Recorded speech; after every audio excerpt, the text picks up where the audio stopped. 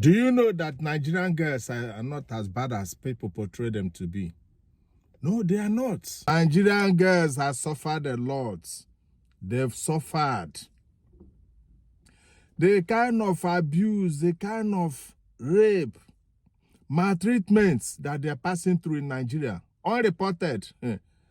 Nobody's talking about that. We only talk about how they do nyash and all that. But the typical Nigerian girl, they suffer. Many times you see boys blocking their way on the road, harassing them. Some will say the way they dress. Some will, in the name of prank, they block their space. They touch them anyhow. They talk to them anyhow. Do you know who I am? Sometimes they will even run to police to report rape. Police will start question. You went to his house? At what time? Did you sleep there? You wore his boxers? You ate his food? Okay, so what happened? Before you know it, the police might even want to, have his own way. Abuse.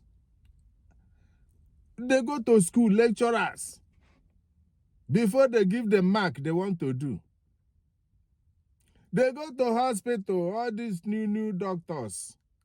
The guy go tell them, say headache, they worry, and they go say, come out clots. They go press her breast, so touch them, do them anyhow.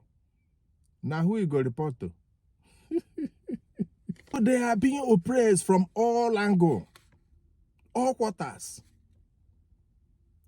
A Nigerian girl will go to seek for a job. Hey, they will demand for the other one. Sometimes they even tell them they will pay them 10,000, 15,000, 12,000. Nigerian government is even not helping matters. Nigerian government don't reward good girls. They reward BB Niger girls. They patronize people that do bomb and everything to use them as a face of Nigeria. To use them to promote one nonsense or the other.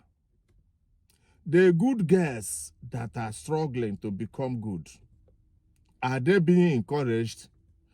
What Nigerian girls are simply doing, they are just trying to survive. They are just trying to survive. We've indirectly pushed them into bleaching. By most times, we prefer fair girls than them. Ironically, you are introducing, this is your production. You are pushing them to something. All this hookup, some of them are doing, it just to survive somehow. I'm not holding brief for them, but that's the reality. They are victim of everything. When you hear ritual, 90% of ritual victims are women. Everywhere they go, people are harassing them for one thing or the other. Before you know it, they start calling them Ashawo, Ashawo. They'll be walking on the road. Somebody will just come and grab them, hold them. Look, if we want to copy, like we copy the American style of democracy, we should copy some of these American laws. You will see an American girl, she will drink and be going, talking to herself, walking and at night. Nobody will molest her because the law is protecting her. She's protected. Sometimes some of our girls, once they give them belly, as then they call them unwanted pregnancy. I don't know why pregnancy should be unwanted. When they give them belly, most families will no longer train that child in school. From there, she will start walking, suffering with the baby. Before you know him, another man will give her another belly. But that same abroad, you people, they copy. Whether a girl get belly or not, the system will take care of that baby. They will even ask her, when next are you coming with another belly? They will give her a house. They will take care of her, pamper her. But our own, the way we treat our girls, we call their names, we block their space, we touch them anyhow, we talk down on them. Telling you, these girls are not as bad as you people portray them or want me to believe that our girls are lazy. They don't.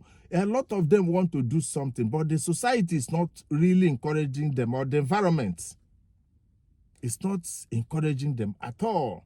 They are passing through a lot of oppression from the male. We are the ones that make them to live in the wind.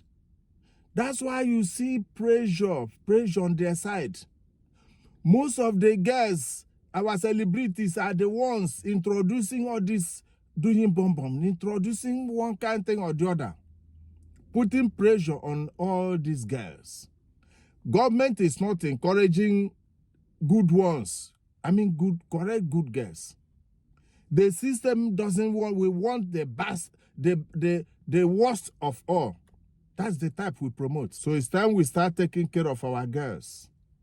They are not as bad as we think. These girls are good. But if you see our girls as spoiled girls, when you see spoiled girls, you know go get mad to, okay, why is it that people prefer to come and marry them back home? To show you that they are learners. They are good girls.